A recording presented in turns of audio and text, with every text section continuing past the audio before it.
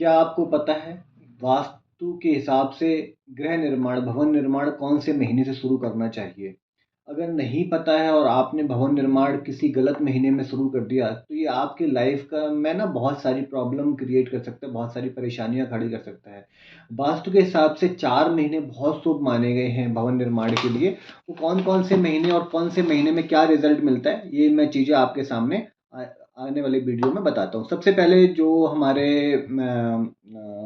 वैदिक धर्म के हिसाब से, सनातन के हिसाब से जो मंथ हैं, जो हिंदी मास जिसको बोलते हैं, जिनका 9 वर्ष चैत्र से स्टार्ट होता है। तो हम शुरू करेंगे चैत्र मास से।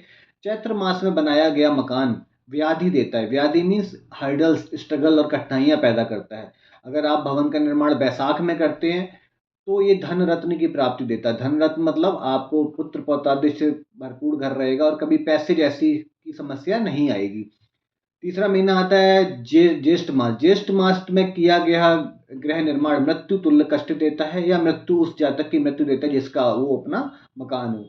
आषाढ़ में किया गया भवन निर्माण भूत्यादि की हानि देता है। भूत्यादि मतलब भू रिलेटेड संपदा जो आपकी होगी, असेट्स की हानि देगा आपको।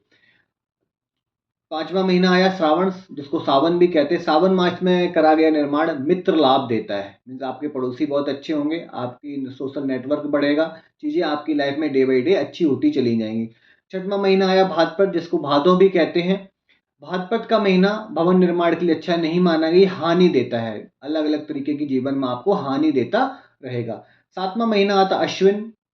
अश्विन मास में युद्ध भय का खतरा रहता है। अब युद्ध भय क्या है? अब हम छोटे से एनवायरनमेंट में रहते हैं तो गृह कलेश हो सकता है, पड़ोसियों के साथ झगड़ा हो सकता है, इस टाइप की प्रॉब्लम आपके जीवन में रह सकती है। आठवां महीना आता कार्तिक।